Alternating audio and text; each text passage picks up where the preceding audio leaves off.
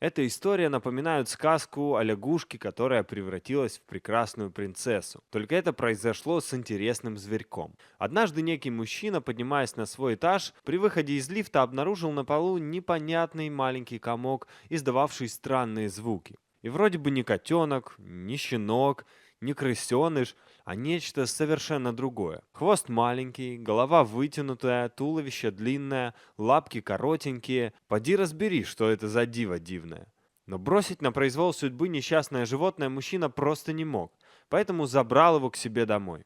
Кстати, именно этот человек всегда следил за чистотой подъезда, поливал растущие там цветы, а также установил мусорные баки, чтобы курящие соседи не бросали окурки на пол. В том числе и по соображениям порядка наш герой не смог бросить животное в подъезде собственного дома. Завернув новорожденное животное в сверток, он отнес его в свою квартиру, поступив благородно. Мужчина с большой аккуратностью отмыл найденный хрупкий комочек, пытаясь разобрать, кто же это все-таки такой.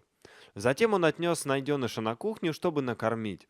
По опыту кормления котят мужчина решил дать зверьку теплое молоко из пипетки и, видимо, это было самым правильным решением, ведь сразу после порции сытного обеда благодарный малыш сладко уснул.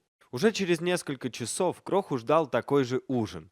А спустя неделю ухода и кормления звереныш заметно оброс шерстью и подрос. Мужчина выбрал для малыша подходящее имя – Лаки, счастливчик. Ведь удача действительно улыбнулась животному, когда его подобрал такой добрый и неравнодушный человек. И вот через некоторый промежуток времени, когда зверек окончательно вырос, стало понятно, что за неведомый комок попал в руки нашего героя.